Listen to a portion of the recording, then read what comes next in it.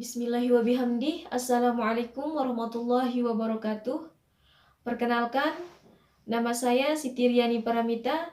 Saya dari Prodi Pendidikan Biologi semester 5 Universitas Nahdlatul Ulama Mataram, Kampus 2 Anjani.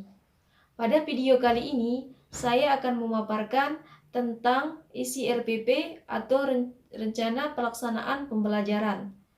Nama sekolah M. Atia NW Wanasaba, mata pelajaran Biologi, kelas 11, semester ganjil, materi pokok tentang sel, alokasi waktu 180 menit. Yang pertama yaitu tujuan pembelajaran.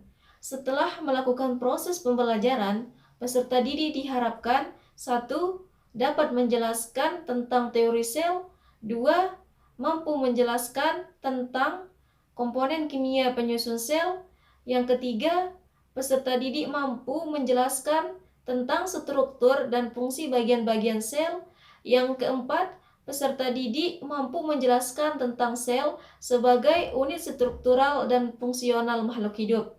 Yang kelima, peserta didik mampu mengetahui mana perbedaan antara sel hewan dengan sel tumbuhan. Selanjutnya yaitu langkah-langkah pembelajaran. Yang pertama yaitu kegiatan pendahuluan selama 15 menit. Guru mengawali dengan salam pembuka dan berdoa yang dipimpin oleh salah satu siswa untuk memulai pembelajaran. Guru memeriksa kehadiran peserta didik sebagai sikap disiplin. Yang kedua yaitu guru memberikan pertanyaan kepada peserta didik tentang materi yang telah lewat dan mengkaitkannya dengan materi yang akan dipelajari. Yang ketiga yaitu guru memberikan motivasi kepada peserta didik tentang apa yang diperoleh, baik itu tujuan maupun manfaat, dengan mempelajari materi komponen kimia penyusun sel, struktur dan fungsi bagian-bagian sel. Selanjutnya yaitu tentang kegiatan inti, yaitu selama 150 menit. Yang pertama yaitu kegiatan literasi, di mana peserta didik diberikan motivasi dan panutan untuk melihat, mengamati, membaca, dan menuliskannya kembali. Mereka diberikan tayangan dan bahan bacaan terkait materi komponen kimiawi penyusun sel, struktur dan fungsi bagian-bagian sel. Yang kedua yaitu critical thinking, di mana guru memberikan kesempatan kepada peserta didik untuk mengidentifikasikan sebanyak mungkin tentang hal-hal yang belum dipahami terkait materi komponen kimiawi penyusun sel, struktur dan fungsi bagian-bagian sel.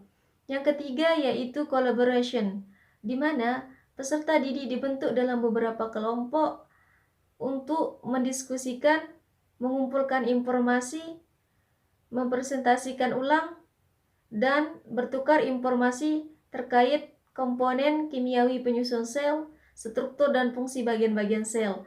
Yang keempat yaitu communication, di mana peserta didik mempresentasikan hasil kerja kelompok atau individu secara klasikal, mengemukakan pendapat atas presentasi yang dilakukan, kemudian ditanggapi oleh kelompok atau individu yang mempresentasikan.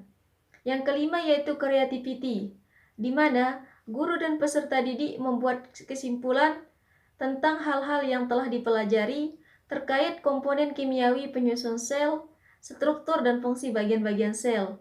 Selanjutnya yaitu kegiatan penutup, yaitu selama 15 menit, di mana guru dan peserta didik membuat kesimpulan atau rangkuman terkait poin-poin penting yang muncul ketika kegiatan pembelajaran telah dilakukan.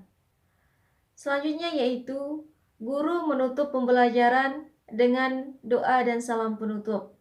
Selanjutnya yaitu penilaian hasil pembelajaran, yaitu dengan 3 penilaian. Yang pertama yaitu penilaian akhlak, berupa penilaian sikap dan sopan santun peserta didik setiap harinya.